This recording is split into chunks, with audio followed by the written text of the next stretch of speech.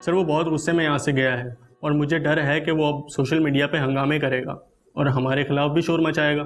ऐसी क्या बात हो गई जो वो इतना कड़वा हो गया? सर मैंने उसका आर्टिकल एडिट करके छाप दिया था। उसने कुछ लोगों के नाम डाल दिए थे पानी के मसले में। ठीक किया है तुमने, और तुम इस बात की फिक्र ना करो कि वो आपे से बाहर होगा। अगर होगा तो खुद ही भुगतेगा। हम तो समझते हैं सर, मगर वो नहीं समझता।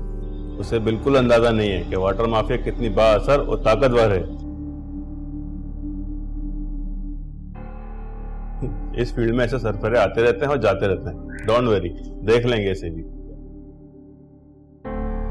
ये आर्टिकल मैंने संडे न्यूज के लिए लिखा था, मगर इस अखबार के एडिटर ने सहाफती बदयानती का मुजाहरा करते हुए वो तमाम इंकशाफात एडिट करती हैं जो मैंने बाज़ इदारों और अफराद के बारे में बड़ी मेहनत से दिए थे, जो पानी की मिसमैनेजमेंट और करप्शन में मुलव्विस हैं। मुझे उन तमाम लोगों की फीडबैक का इंतज़ार रहेगा जो ये आर्टिकल पढ़ेंगे, क्योंकि ये मसला हम सब की जिंदगियों और आने वाले नस्लों की मुस्तकबिल से जुड़ा हुआ है।